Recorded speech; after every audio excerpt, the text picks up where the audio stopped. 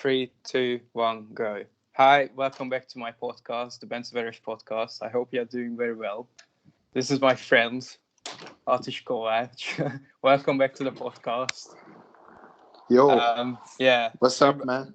the last time we were talking about entrepreneurship and about successes and failures and your experiences during childhood and adolescence, about how you like your experiences in entrepreneurship. I was wondering if we could continue, but before we do that, I would like to ask my audience if they could consider subscribing and liking and commenting down on my videos, and definitely share it with your friends if you thought it was meaningful or interesting. Thank you very much. Now, first question.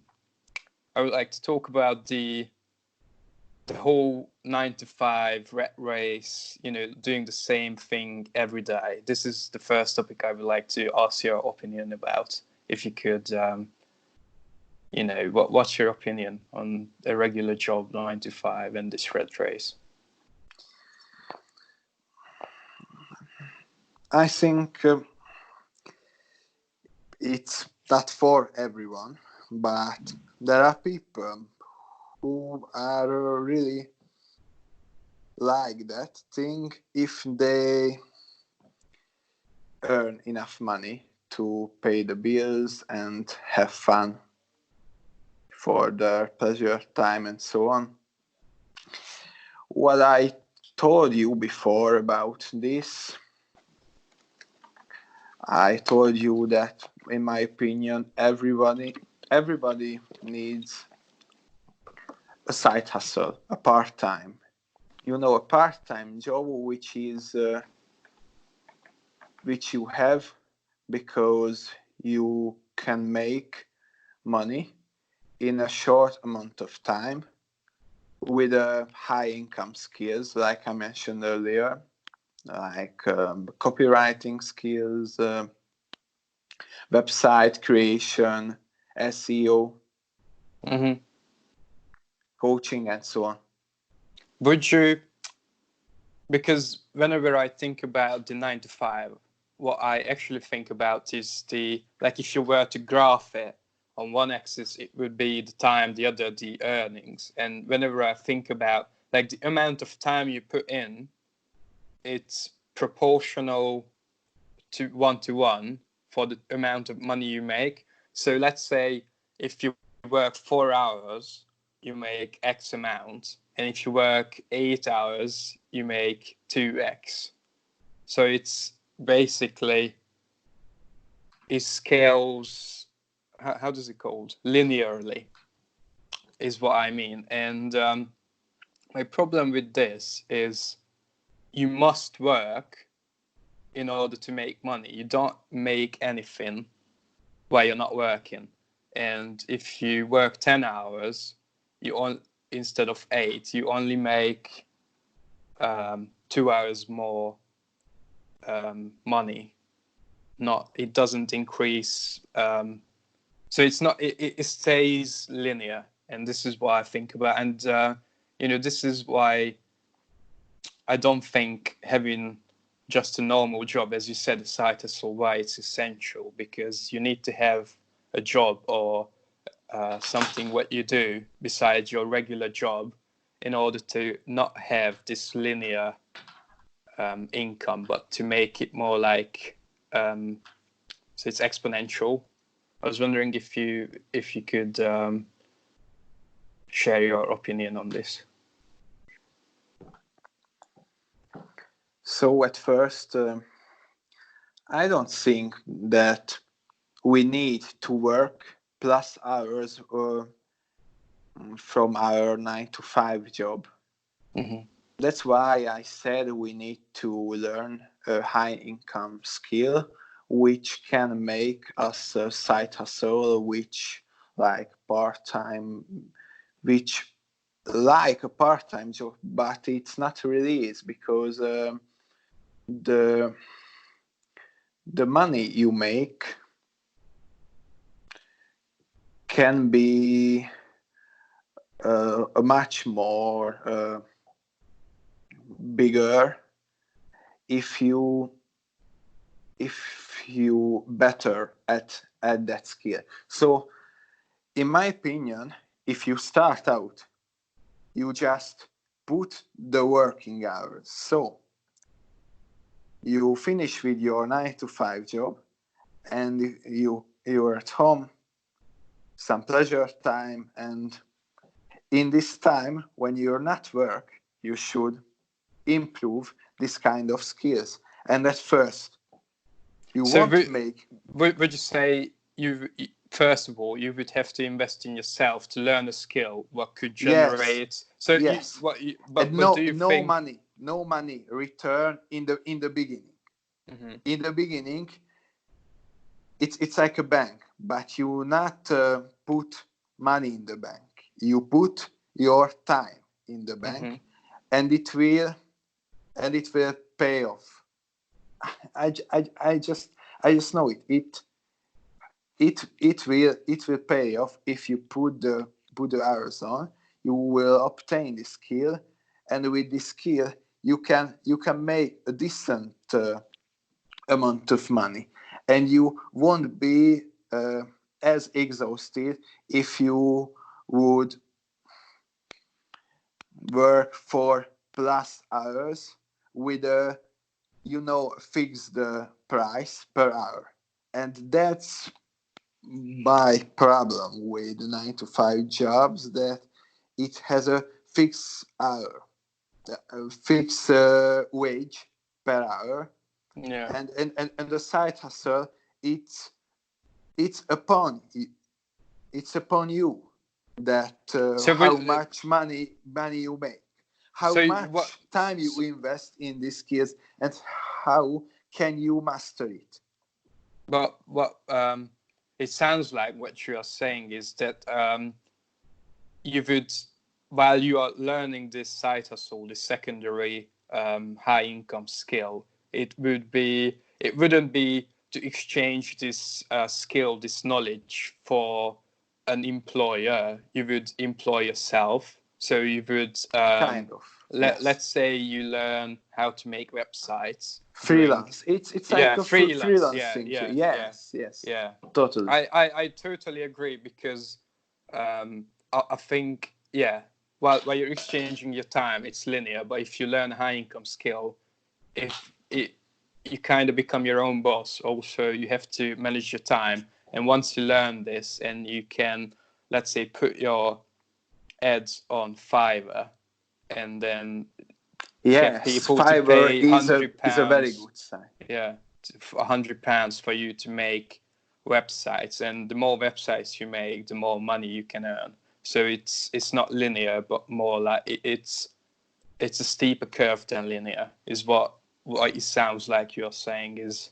So would you say this is the first step in becoming, let's say, financially free, having a high income skill? At first, we must speak about this 9 to 5 thing, because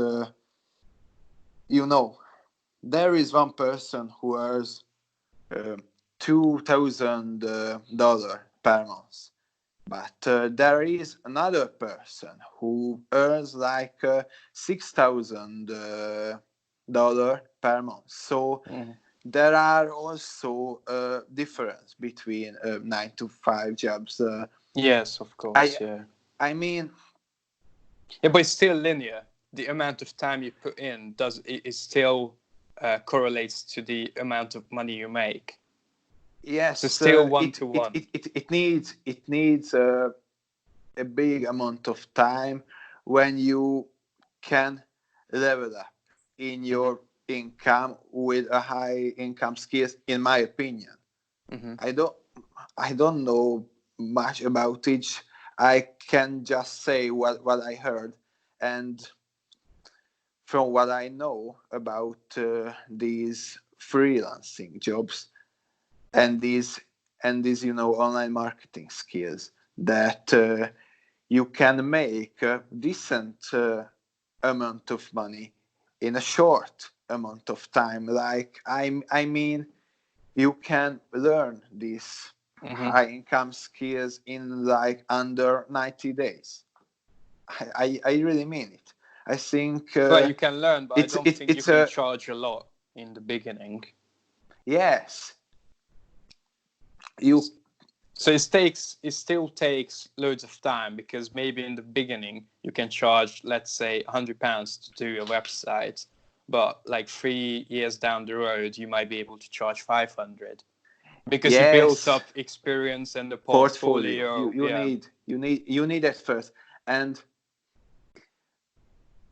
at first, from what I said before, you need your time at first and experience, like I said before. And I think the first step into this side hustle mode to hone your skills, to practice your skills, like you read some kind of books in the topic, you practiced by yourself, bought some courses, download some courses, and you should at first offer your services free to build a portfolio. And That's very smart. Yeah. by doing it for free, people Smart marketing.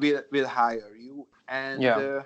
it will show you that you're good at it, or you need to improve yourself to Maybe charge if not money. for free, but like for the tenth of what Yes, other people would charge. yes, also, but if you make it free, because in other people's vocabulary they like, oh wow, free, Yeah. let's get into it. Yeah. But if you undercut the price, That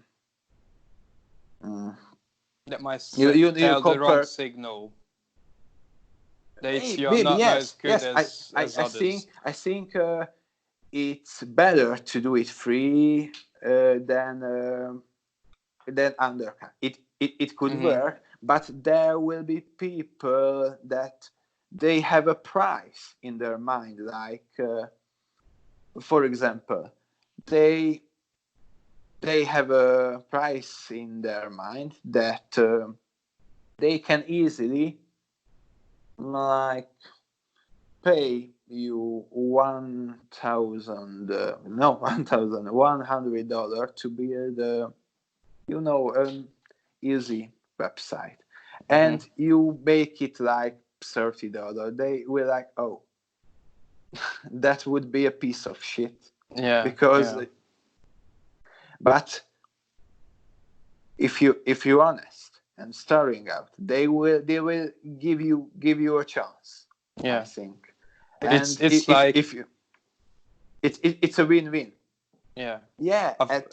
What I think a good example would be if Apple would offer the next iPhone for like $599, and people would be like, "Why is it half the price it usually is?" And people wouldn't know. Like, it's a better phone, but it's half the price. People, I don't Yeah. think, would be as attracted to the Apple brand and the new iPhone. I don't think sales would be like. This is why the iPhone price has to keep increasing, not just with inflation, but even more so, because people, the more it costs, the better it is. I think that's why people think, let's say, Louis Vuitton or Gucci or all these Yes. brands, that's why they perceive it to be better quality, because it's more expensive, but it doesn't actually mean it's better quality, I think. Apple, already it's high status. I Yeah, think yeah, it's obvious. It's their brand image. yeah. I wonder if they will stay like this. Like, I mean, like, they will be able to keep their brand image as it was, or will it change into something different? Because they're coming out with a new phone every year now, so you're not as excited about the new phone because, oh, it just has one more camera at the back and it looks more ugly, or it's more faster, or it has more battery capacity. It's not that much better than you would pay money to purchase the next one. Like, it's not worth it because phones are already so good now. Most people don't want to upgrade. Maybe I personally upgrade every 4 years. Like, I had the iPhone 4S, 6S, and now the XS. And that's it. It's just, I don't think there's so much value in upgrading every year. Yes, it's a good point, but don't forget the fact that in the past 2 years it's changed because they made these software updates like a must. And if you have a 3 years iPhone, it will be more and more slowly, and you can't do nothing about it. You just need to upgrade your phone and buy a newer one. And I think it's kind of unfair. But if you think what you said before, like what a revolutionary they can show us, like it's for me like the FIFA games. We buy it comes out every fucking year. yeah, and it's the same shit, but you buy it because it's new. Yeah, it's kind of funny, but that's how things work. I think it's also like the stockholders pressure these companies into selling more stuff because they want to get their dividends. They want the price to increase. But if they don't create a new product every single year, their income won't be as much, and the shareholders might just say to the CEO, you know what, I don't like the way you, like, let's say EA decides to skip 4 years of FIFA and then creates a whole new, brand new FIFA in the future, 4 years from now. I don't think the shareholders would be happy about it, because I think there's more. They realize it's so risky to create something new, what's not guaranteed to work. So they just stick to annually releasing a game in order to keep the profits just rising slightly, instead of maybe it turns out 4 years down the road the next FIFA game is a failure, so no one buys it, and they just say, you know what, let's get the next CEO in because he will stick to the plan. I think the bigger the company gets, the less innovative and the less, like, the bigger the company gets, the less risk they want to take on. They just want to make sure everything, nothing changes, everything stays the same, so they can keep getting the dividends and the money in. Oh, this is just my opinion, but it could be. Yeah. All right. Let's talk about the fact that most businesses fail after 10 years. So the chances you are succeeding in the long run is very slim. I've heard, I cannot confirm this, but the S&P 500, like a normal S&P 500 company only lasts like 30 years or something, because then a new company comes in and then they just replace it or do it cheaper, or like, so even though you can start a company, make it profitable for 10 years, but then competition will push your prices down so low that maybe your margins will be like 5%. And in 4 consecutive bad years, you just, have to go bankrupt.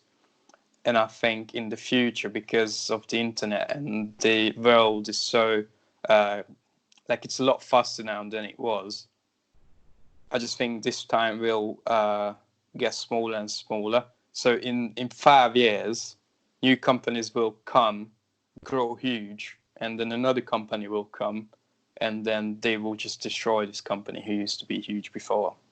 What do you think about how in the next, let's say, 100 years, what do you think the leading companies will have to do in order to stay on top?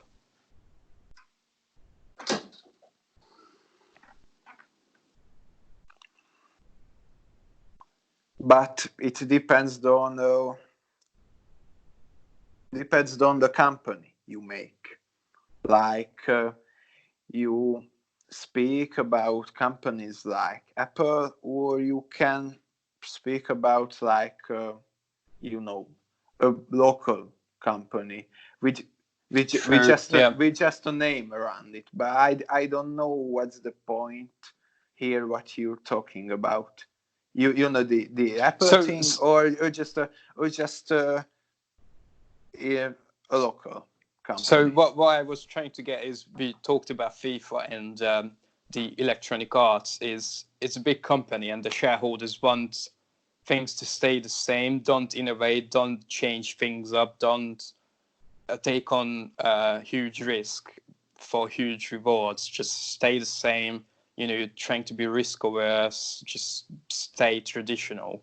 But I think the next generation of companies will have to change, evolve, innovate so quickly. They have to take on the risk in order to stay ahead. Like capitalism used to be years before, what you had to do is start a business, kind of do the same, and then you could, grow. But now, if you are in this old framework or frame of mind that you have to, make the shareholders happy and stay the same, it won't work, because a new company will come in with innovations and they will take on huge risks,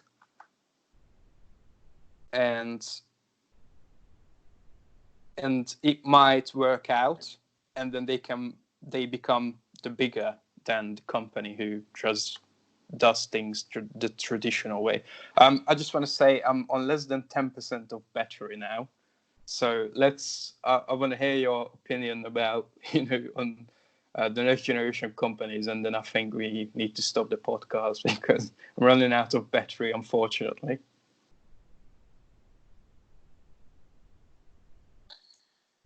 I don't know much about these kind of companies you talking about because I didn't study the companies like that. I can only tell you about things I read about, I'm interested in, and what I saw in front of my eyes, and what I think it's an upcoming trend. And you had good points here, and that's why I think micro brands are coming up. Mm-hmm. These brands are can made from a hype, like No. There were fidget spinners and things like that, and someone sees, oh, it's a trendy thing, and he builds a micro brand around it. A micro Mm-hmm. brand doesn't need to build in like one years. It's just set up in under a week. Maybe Yeah. in extreme situations, it's like some hours. And the point is here, micro brands can die out very quickly, but But that's the whole point. they I can, think they should. but they can make you good profit. It's like when you're a surfer and you see a big wave coming up, Yeah. and you're like, wow, I'll have to ride that. I have to ride it, and Yeah. it's a good time to ride it because Yeah. I don't see everybody riding that wave. So I'm coming up, riding that wave, and enjoy it while it lasts. Yeah. And Could you hold on just for a that's the minute? point. Yeah. I want to change my headphones to the Bluetooth one and put it on charger if possible. Just give me a minute if possible. Okay.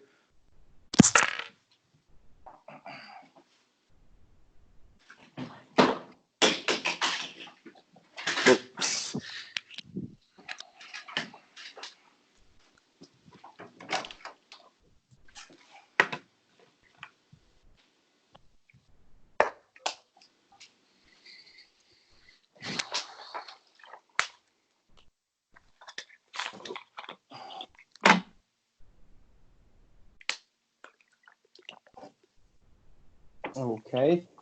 Can you hear me? Yeah, I can hear you. Yeah, I had to put you up on charge because I I was listening just to podcasts drank. all day. Yeah, no problem. I just drank a little bit. At least we can keep Water. going for a few more minutes. Would you? Okay. What?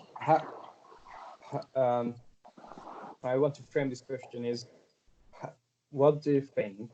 How big does luck play part in your success? Because let me just phrase it this way. I think life is like a poker game. You can get good hands or bad hands. It depends, on your luck. But I think even with the bad hands, I mean, your chances of succeeding are a lot lower. But if you can bluff your way through, you could go all in. Another person goes all in, and you would lose. But then, what if you can keep on bluffing? Like fake it till you make it kind of thing. And then eventually you might succeed just enough that you can, even with a few bad cards, you can still stay afloat and maybe win the tournament. So what do you think? How big part does luck play in succeeding? I like that question. I like that question very much. I can quote from one of my, if not the biggest mentor of mine, Brian Tracy. He said, luck can kind of play a part of it, but he strongly believes it, that anyone can be a millionaire if he or she does the things that required. But he thinks that if you want to be a billionaire, you can't be a billionaire without luck. Of course. Yeah, but even a millionaire is, you could, I mean, defining it as a millionaire to, make it is I don't think it's the best way, because you could born in, let's say, the Congo, and then no education, and infrastructure is not very good. You could have a really hard start in life, but you could do well if you, let's say, study, go to work for the let's say government, or I don't know if they have I get you now. Private companies there. So I don't think as a millionaire is the good definition here. But my problem is not mostly with the definition, but let's say you can start out hard, let's say in the Congo, but you can start out even harder having some disability. Like if you have a mental disability or a physical one, and maybe that's how you're born with it, I think it's really, really hard to make it on your own and not rely on other people. Yes.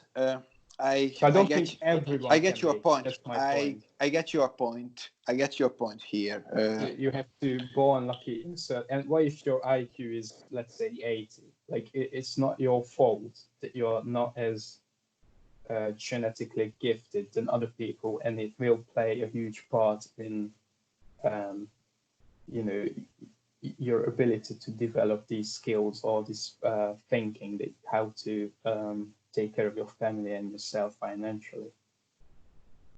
Yes, I get your point here. And if we see this thing from the point of view you said that, it depends. From what I said, and I must correct myself to it, that it's true what I said. If you have these things like health and a roof above your head,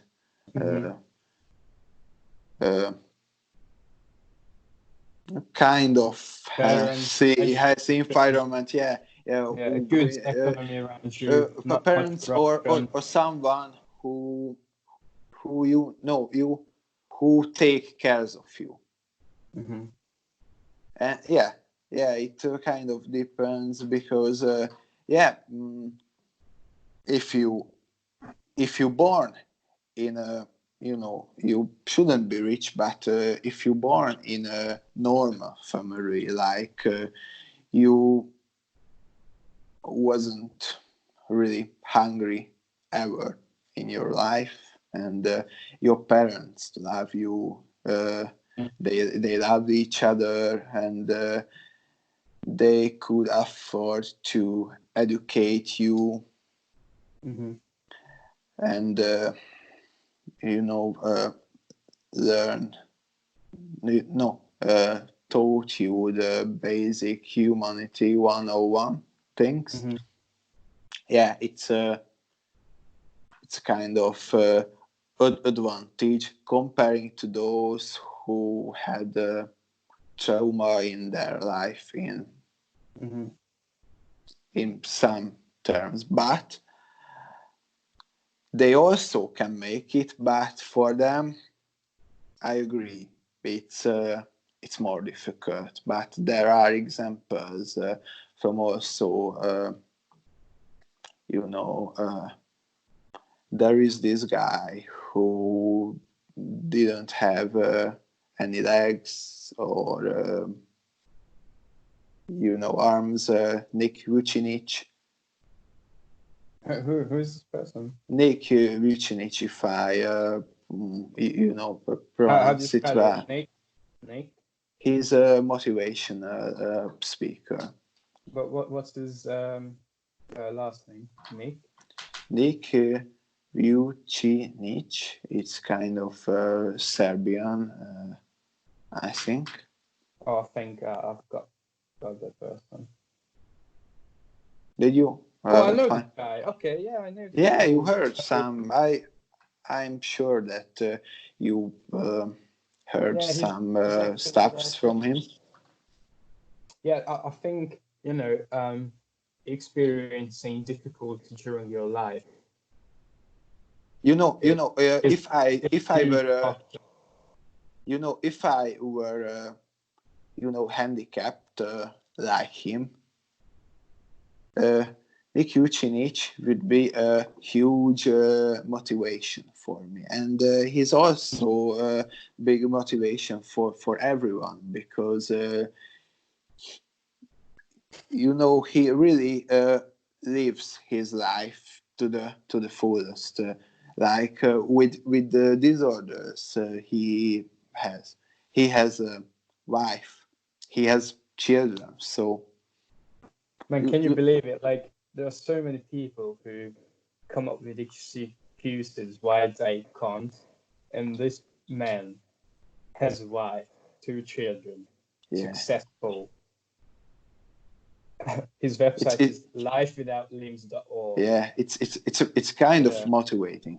Yeah, this guy, even though he has such a must be very strong in his mind. Mm-hmm. He should have a very, very, very strong mindset. And I think him on the podcast. Yeah, why not? I would love to get to know him.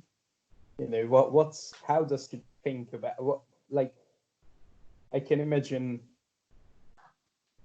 this moment in his life when he actually realized, I could be all bummed out, negative, and have a bad mindset about my disability as what I was born with, or I could change my mindset into, maybe this is something I have to get the most out of. And I mean, it must have been, I don't know much about him, but it must have been a big moment in his life, I think, when, because I don't think when you're born with this and realize other people born with lames, that he has a huge disadvantage. And he must have been bummed out about that. But when he realized, I want to turn my life around, I want to get my shit together, I think that must have been a huge moment in his life. I think it really shows that how it important that we need to have a strong mindset, because if you don't have the mindset, you won't make it at all. No. And also just the fact that so many, like I know about this myself, it's, I wasn't used to be grateful for things. I just, I had it all. I didn't experience real difficulty in my life. And I just thought, okay, I'm going to give up even before I tried. And, look at this person. He has this mindset that it's not why he can't, but why he must. Even against all odds, he does it. He's not coming up with excuses why he can't or why he won't. He goes out there and does it. So congratulations to him. I'm really happy that there are people like him exist that defy all odds, really. It's Valentine Day today. I don't want to say nothing much about it, but there are also people who cry that they are single and so on, and it's Valentine's Day. Yeah, but there are people who cry on fucking Mother's Day or Father's Day that they don't have a mother or father, or they passed out or died. And this, we should be grateful, because like we said before, these things, a lot of people take these things granted, that we are healthy, we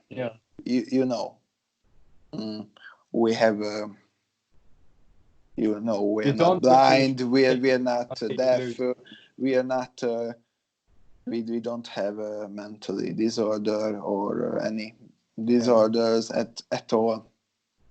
And we must grateful for it from heart, really from heart, and make it and make the fullest of our life. And we don't have to be a millionaire, just if you look in the mirror at the end of the day, just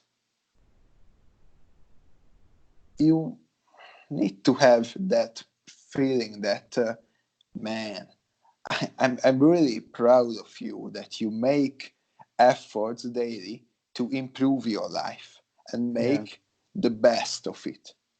Mm-hmm. I agree. And you just gotta love yourself. This is why my second and don't cry about it. Meaningless shit. Being grateful is hard, because during your day-to-day life you might forget about it, but it's so good to sometimes really think about and just have this sense of being grateful. I shouldn't complain, because I have it so much better than most of the world. Like, if you have internet, I think you're still in the minority. Can you imagine? There are more people without internet than there are people. And don't quote me on this, but I think this is true. I'm just going to Google it quickly. Are there more people without internet? Hold on. Yeah, it's still less than half of the world population who has access to internet. Can you imagine? Wow. Yeah, it's 3.2 billion I didn't people know it. in 2015. I didn't know it. Wow, man. So you are in the minority if you have access to internet. Can you imagine it? And this is something what everybody takes for granted. But it's go on YouTube. Yes, let's Google it. Let's Google it. Yes. Google it. And I think this is what will change the world, when everybody has access to internet. Everybody just like, oh, I want to search on the internet, I want to go on Wikipedia and learn about stuff. I Yes, think, it's a huge well, uh, it's a huge advantage. Like and these just imagine internet having things. access to the internet for people. Like, when I used to be little, I always thought about like maybe some parts in Asia and Africa where some countries were not as developed, if they would have access to education, internet, and good infrastructure, healthcare, and all this stuff, good nutrition. Imagine the lost potential in human brain capacity. Like if these people were properly fed and taken care of and had a good education, how much they could contribute to the global good. But because these people are struggling and have it harder than us Europeans or Northern Americans or whatever, I think it makes a huge impact. And I think this is what we as humanity should focus on, to get everyone up to this level of, you're well fed, you have somewhere to live, the political system is not corrupt, and you're encouraged to seek the truth and have the ability to learn and contribute. I think this would make the biggest difference in the world. Yes, it can be a good finish line. Yeah, you want to Yeah, finish now? You're leaving now, man.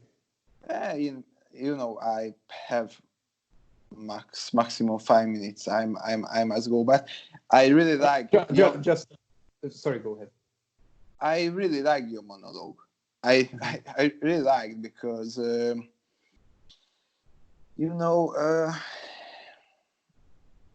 that really would be like nearly perfect word if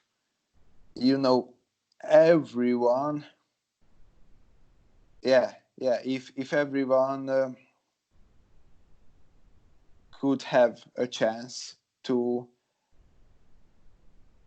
access to infinite information, and with the internet, with Google, with YouTube, you can literally learn anything. I mean, anything. YouTube, smarter people thought about it, smarter than me, said that YouTube is like a university if you use it well. Yeah, And there are so many I free totally education agree with on them. there. Yeah, there's so much education on there. Yes. Yeah, Yes. and doing these podcasts will, if people will listen to it, I think just in small increments, they will be smarter every day. Like I listen to podcasts every day at work, and when I wasn't listening to them, I felt that, I don't know how I felt, but like since I started to listen to podcasts every day at work, my knowledge is expanded. I just feel there are so many avenues I knew nothing of. Like, oh my God, like the more you know, the more you realize there are so much more to learn. It's so Yes, funny. exactly. It's amazing, really. Um, I wanted to say something else, but I can't remember now. Never mind.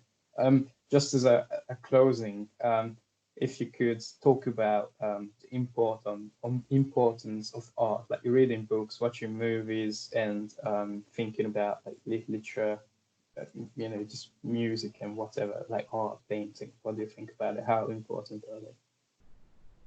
For me, these things like music, or these artistic things like watching movies, Mm-hmm. Or or just art in general. How important do you think art is?